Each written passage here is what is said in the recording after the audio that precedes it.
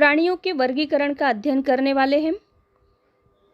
इसमें उपसृष्टि असमपृष्ठरज्जु प्राणी, इसका वर्गीकरण हम आज देखेंगे। इस उपसृष्टि में 10 संघों का समावेश होता है। इसमें से पहला संघ है छिद्रधारी प्राणियों का। इनका शरीर असममितीय रचना वाला होता है और देह गुहा नहीं होती। समुद्री जल में ये पाए जाते हैं, मीठे जल में भी ये प्राणी पाए जाते हैं और दंडगोलाकार असममितीय असंख्य छिद्र वाला इनका शरीर होता है। प्रजनन अलैंगिक पद्धति से भी होता है और लैंगिक पद्धति से भी होता है और इनमें पुनर्जनन क्षमता भी पाई जाती है। ये प्राणी स्थानबद्ध होते हैं, किसी आधार से संलग्न होते हैं। कॉलर कोशिकाएं, स्पंज गुहा, स्पंजीन तंतु, कंटिका, ये कैल्शियम कार्बोनेट से या फिर सिलिका से बने होते हैं। यह इस संघ की विशेषता है। उदाहरणार्थ साइकॉन, यूस्पोंजिया, हाइलोनिमा और यूप्लेक्टेला। दूसरा संघ है अंतर्गुहीन प्राणियों का। इनका भी शरीर अरीय सममिति वाला होता है। द्विस्तरीय देह गुहाहीन होता है। ये प्राणी समुद्र में पाए जाते हैं, कुछ ही प्राणी मीठे जल में पाए जाते हैं। इनका शरीर दंडाकार होता है। प्रजनन अलैंगिक पद्धति से भी होता है, लैंगिक पद्धति से भी होता है। ये प्राणी तैरने वाले हैं या फिर कुछ प्राणी स्थानबद्ध भी हमें दिखाई देते हैं।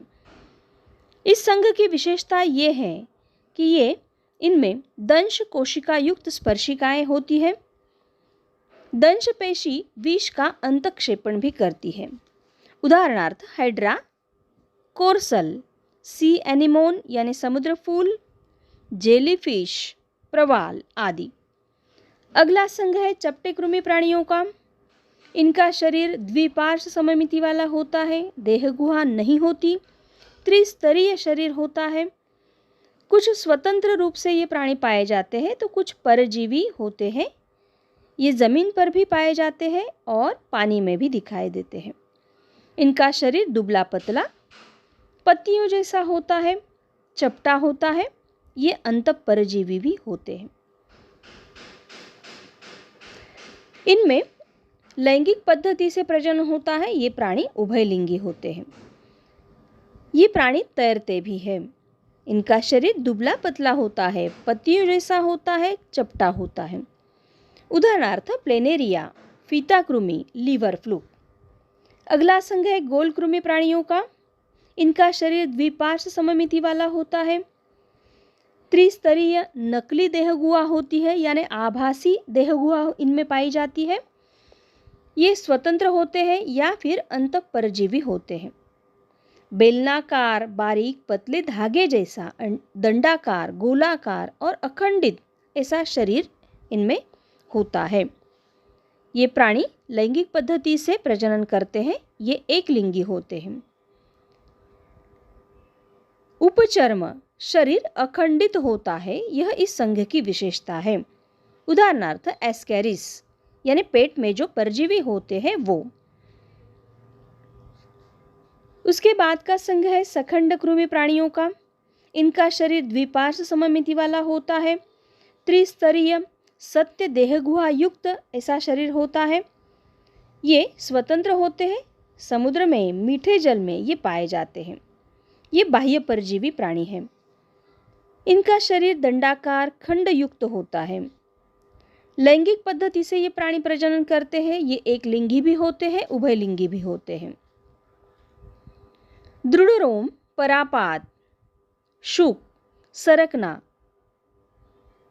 ये इस पद्धति से प्रचलन करते हैं। बेलनाकार दंडाकृति शरीर और शरीर में स्पष्टतः खंड अथवा विखंडों में बटा होता है। यह इस संघ की विशेषता है। उदाहरणार्थ केचुआ, जोक, नेरिस। अगला संघ है संधिपात प्राणियों का। द्विपार सममिति वाला शरीर होता है। त्रिस्तरीय और सत्य देह गुहा इनमें पाई जाती है। गहरे समुद्र से लेकर सबसे ऊंचे पर्वत शिखर तक ये प्राणी हमें दिखाई देते हैं। विविध प्रकार की शरीर रचना, कवचधारी केकड़ा, झींगा, मछली, पंखधारी कीटक, कीड़े के जैसे दिखाई देने वाले कनखजूरा, टिड्डा, तिलचट्टा, बिच्छू आदि इस संघ में आते हैं। लैंगिक प्रजनन अंडा, लार्वा, प्यूपा और वयस्क में एक लिंगी ये प्राणी होते हैं। छोटे छोटे टुकड़ों से उपांग निर्मित और उपांग की सहायता से ये प्रचलन करते हैं, तैरते हैं, सरकते हैं। सबसे बड़ा ये संघ है। इस संघ में बाह्य उपांगों की जोड़ी होती है और काइटिन युक्त बाह्य कंकाल होता है। ये इसकी विशेषता है। केकड़ा, मकड़ी, बिच्छू, कनखजूरा, तिलचट्टा, तितलियां, मधुमक्खी, मच्छर इत्यादि इस संघ के उदाहरण है। मृदुकाय कवचधारी प्राणियों का संघ है अगला। द्विपार सममिति वाला इनका शरीर होता है। त्रिस्तरीय सत्य देह गुहा इनमें पाई जाती है। ये समुद्री जल में भी पाए जाते हैं और मीठे जल में भी पाए जाते हैं तथा भूचर भी ये प्राणी हैं। मृदु, अखंडित और कुछ कवचधारी शंख व सीपी ऑक्टोपस इस संघ में आते हैं। प्रजनन लैंगिक पद्धति से होता है। ये अधिकतर एक लिंगी होते हैं। अंतरंग पिंडक कैल्शियम कार्बोनेट से बना हुआ होता है। कठोर कवच इनमें पाया जाता है और ये लगभग संधिपात प्राणियों के बाद का बड़ा संघ है। उदाहरणार्थ सीपी ऑक्टोपस। अगला संघ है कांटेदार त्वचा वाले प्राणियों का। लार्वा अवस्था में द्विपार सममिति इनमें पाई जाती है तो वयस्क होने पर अरीय सममिति इनमें दिखाई देती है। त्रिस्तरीय और सत्य देह गुहा इनमें होती है। ये केवल समुद्र में पाए जाते हैं। शरीर पर कैल्शियम कार्बोनेट के कांटे दिखाई देते हैं और शरीर अरीय स्वरूप वाला होता है। प्रजनन लैंगिक पद्धति से होता है और इनमें अच्छी पुनर्जनन क्षमता भी पाई जाती है। कुछ प्राणी स्थानबद्ध होते हैं तो कुछ नलिकापात से प्रजनन करते हैं। कांटेदार त्वचा ये इस संघ की विशेषता है। उदाहरणार्थ तारा मछली, सी अर्चिन, ब्रिडल स्टार, समुद्र ककड़ी यानी सी कुकुम्बर ये इसके उदाहरण हैं। अगला संघ है साम्यरज्जुमंत प्राणियों का।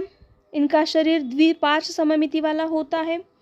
त्रिस्तरीय सत्य देह गुहा युक्त ये होते हैं और समुद्र में ये पाए जाते हैं और रेत में बिल बनाकर ये रहते हैं।